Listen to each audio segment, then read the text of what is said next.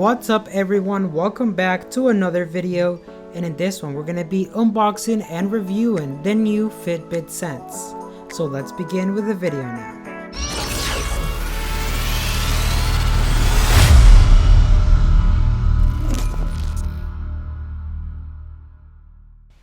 Welcome to Search Tech. Our mission is to help you get the most out of your tech through reviews and tutorials. If that's something you're interested in, make sure to subscribe and don't forget to hit that bell to get notified when we release a new video. And there's going to be useful links below in the description covering everything that we discuss in this video. With that being said, let's get right into it. So in this video, we will be going over an unboxing, then we're going to talk about the specs, the battery, software, the daily health, workouts, and my final thoughts. So let's begin. Alright, so now that we have the box, it is time to open it up, but before I do want to show you everything that comes on the rounds of the box, for example the picture of the brand and also of the device itself. As we can tell right now, if we take a look right here, it just gives you a free 6 months trial for premium accounts, and then right here we're going to have the specs of the device. So now let's put this box down and try to open it up.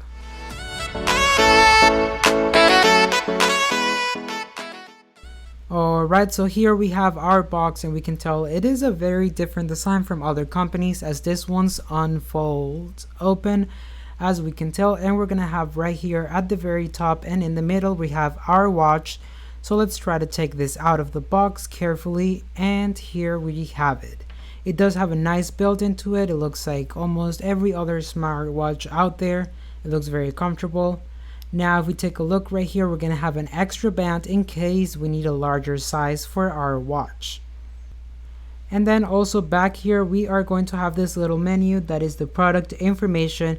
So let's put this back and let's check the other side, which probably it's the charger. So let's take this out, and yeah, it is the charger of our Fitbit watch. So we're just going to put this aside, and let's see, down here we have kind of a guide through the device. So I believe that's everything that's inside the box. Now let's talk about the specs. Alright, so now it's time for the specs, and this watch has a 1.58 inch OLED display, and the case size is about 40.5 millimeters and a thickness of 12.35 millimeters. The operating system that it runs is Fitbit OS 5.1, and it has an IP68 rating for water resistance. And lastly, it also has Bluetooth and Wi-Fi connectivity with the speaker and microphone included. The cost of the watch at the moment is of $299.95, and it comes with 3 different colors. We're going to have a gray, we're going to have the carbon, and the lunar white color. Now if we talk about the battery can last up to 6 days between charges, but last more like 2 with the screen on all the time. Calls and notifications turned on, and using some of the more advanced health monitoring features. The watch connects to the Fitbit app on your Android or iPhone device via Bluetooth, but also has Wi-Fi for downloading updates, apps, and similar.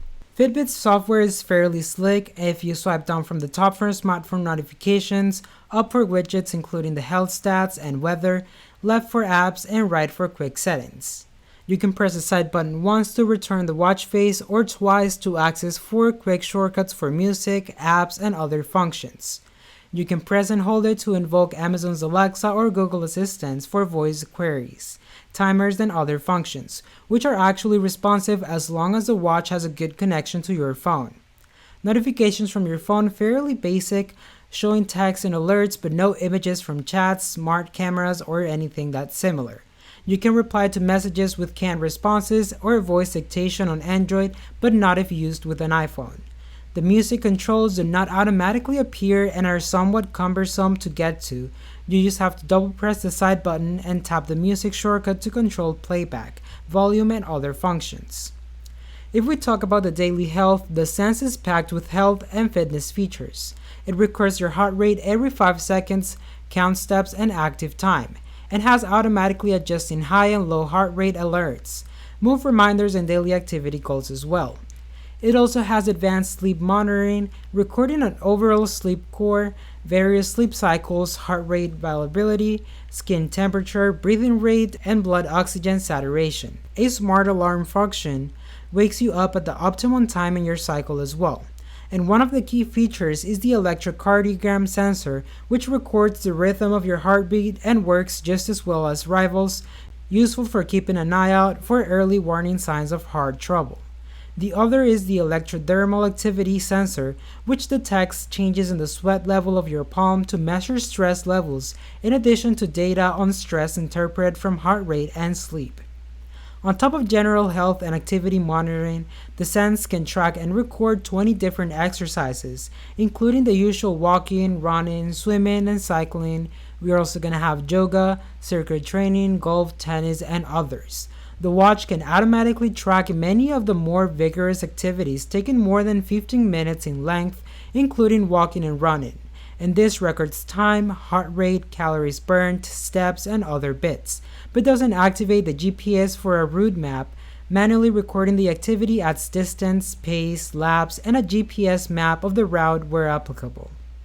As for my final thoughts, the Fitbit Sense is a solid smartwatch with a good screen, a relatively slim design, and 2-day plus battery life. It also has a solid Google Assistant or Alexa integration and simple smartphone alerts. It has many advanced health sensors including ECG for heartbeat rhythm and EDA for stress monitoring, and good sleep and daily activity tracking.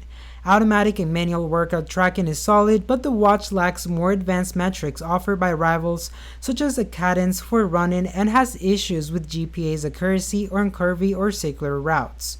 However, Fitbit's failure to address sustainability concerns, device pairs, and maintenance outside of warranty is a big problem because if you smash the screen or if the battery wears out, you're on your own. And users report that you simply can't pay Fitbit to fix the watch, making it an expensive disposable item, which is a real shame because this device has some really good features. Alright everyone, so that was it for today's video. If you got some valuable information out of it, please don't forget to give it a like and also leave a comment down below on what you think. Don't forget to subscribe and hit the bell to receive notifications every time we post a new video. And as always, I'll be seeing you in the next one.